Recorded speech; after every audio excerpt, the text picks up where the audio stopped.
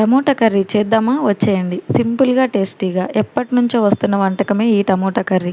ఎంత బావుంటుందంటే ఒకసారి చేసి పెట్టండి. చాలా బావుంటుంది. టమోటాలని ముందుగా కడిగేసి, కట్ చేసి పక్కన పెట్టేసుకోండి. అలాగే ఒక ఆనియన్ గూడా కట్ చేసుకోండి.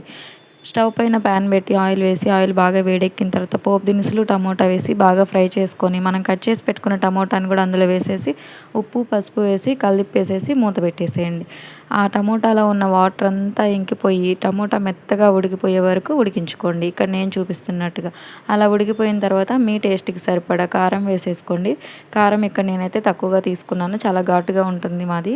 సో, కొంచెం తీసుకొని కలిపెట్టేసి కారం పచ్చివాసన పోయే వరకు మగ్గబెట్టుకోండి. మగ్గబెట్టుకున్న తర్వాత వాటర్ వేసి బాగా ఉడికించుకోవాలి. వాటర్ కొంచెం అంటే మనం వేసిన దానికి హాఫ్ అంతా ఉడికిపోయే వరకు మూత పెట్టేసుకొని ఒక 10 నిమిషాలు మగ్గించుకుంటే సరిపోతుంది. ఈలోపు మసాలా రెడీ చేసుకుందామా?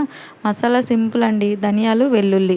ఒక్కసారి ధనియాలు, వెల్లుల్లి అప్పటికప్పుడు మిక్సీ పట్టేసి లేదా రోలు ఉంటే రోట్లో దంచేసి ఒక్కసారి వేసి చూడండి. ఆ కర్రీకే కొత్త రకమైన టేస్ట్‌ని ఇస్తుందండి. ఎంత బావుంటుందంటే చాలా బావుంటుంది. మసాలా వేసేసి దించేసుకోవడమే. వెళ్తూ వెళ్తూ వీడియో నచ్చితే గనక ఛానల్‌కి ఒక్క సబ్స్క్రైబ్‌నివ్వండండి.